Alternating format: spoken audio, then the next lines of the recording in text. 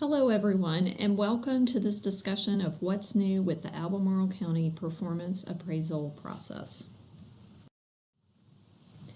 There are several changes that you will notice as you move through this year's performance appraisal process. First of all, classified employees are being appraised on new competencies. This means all local government employees, plus many school division employees, pretty much everyone who isn't a licensed teacher or administrator. The second change is to the performance appraisal descriptors, also known as the bullet points, for the top two rating levels: meets and often exceeds expectations, and consistently exceeds expectations. The classified employee competencies were revised during the winter and spring of 2015. A committee of school and local government employees spent many hours gathering employee feedback and working to create the new competencies, which were published in July of 2015. You should have received an email from Lorna Jerome back in July announcing the new competencies, but let's have a quick review of what they are. Community. This competency focuses on teamwork, customer service, and communication skills. Innovation and leadership.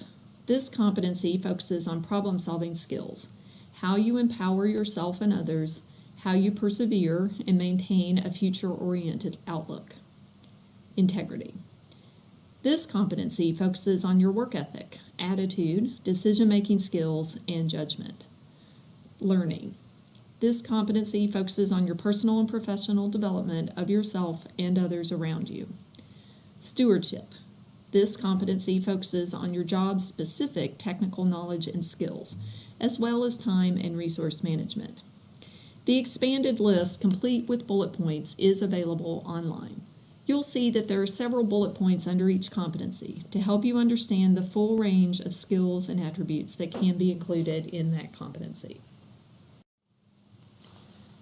So now, let's talk about the department-specific performance descriptors.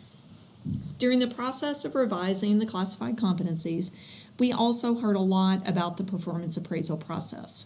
That feedback could be sorted into three main areas of concern. The bullet points on the form are too vague. The bullet points are completely removed from the realities of people's work, and employees didn't have a clear understanding of what the higher rating levels look like or what it takes to achieve a meets and often exceeds expectations or consistently exceeds expectations rating.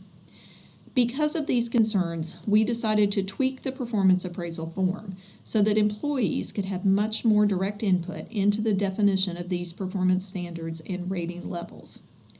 The Competencies Revision Committee came up with the baseline performance descriptors for successfully meets expectations so that everyone starts from the same point. Then, each department was asked to work internally to produce its own set of bullet points for the highest rating levels: meets and often exceeds, and consistently exceeds expectations. How departments did that varies, but you should have seen emails asking for your input or been able to participate in some other fashion in giving feedback on the draft versions.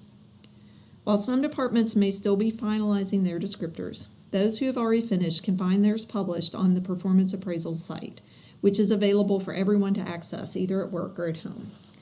The URL for this new site is too long to recite here, but you should receive a link to the site in a recent email from Lorna Jerome, Director of Human Resources. You can also access the Performance Appraisal site via the Employee Resources webpage. Here's a screenshot of what the Performance Appraisal site looks like. It's very much a work in progress, but we've got the basics out there for you now.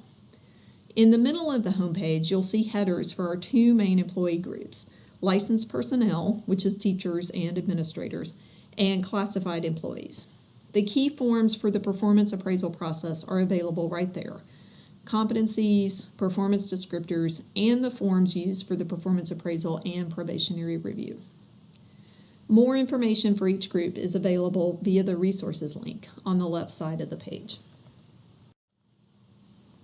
So now you know what changes have happened with performance appraisals this year and how to find the information you need online. Let's talk for a minute about your responsibilities in the performance appraisal process. First of all, you need to get to know the competencies and your department's performance descriptors.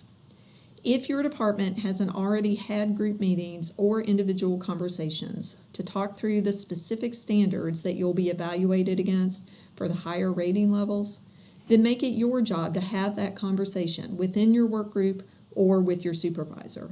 It's your responsibility to know what the new performance standards are. As far as the performance appraisal process itself, those responsibilities are the same as they have been.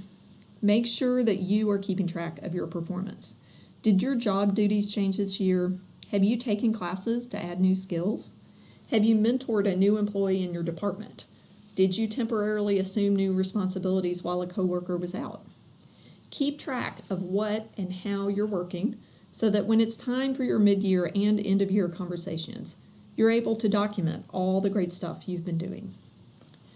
Not every department does self-evaluations, but they can be a valuable tool as you prepare for those mid-year and end-of-year conversations. Make sure that you're having an ongoing conversation with your supervisor about your performance, your workload, when you need help, when you're able to offer help to others, or see a new opportunity to help others outside your regular work group. Manage the goals that you and your supervisor have set, so that you can achieve them in a timely manner rather than rushing to get them done in April. And finally, make sure you participate in the feedback opportunities that will occur after mid-year conversations and end-of-year performance appraisals. If you think the standards your department came up with can be strengthened, then share that opinion so that the process works better for everyone. You'll see emails coming out requesting your feedback. Don't delay in sharing your thoughts. Let me close out by telling you a little bit about other changes related to the new competencies. Your friends in human resources will continue making changes to how we recruit, hire, train, and develop our employees so that our practices match up with our new competencies. As mentioned earlier, we'll be coming around asking for your feedback on how the performance appraisal process is going this year so that we can continue to improve. You will see additional resources coming on the performance appraisal site. As well, there will be related training opportunities coming up in the spring learning catalog. Let me close by thanking all of you who have helped us along the way to finalizing the new competencies and developing department-specific descriptors. We really appreciate all the time and work you've put into this process.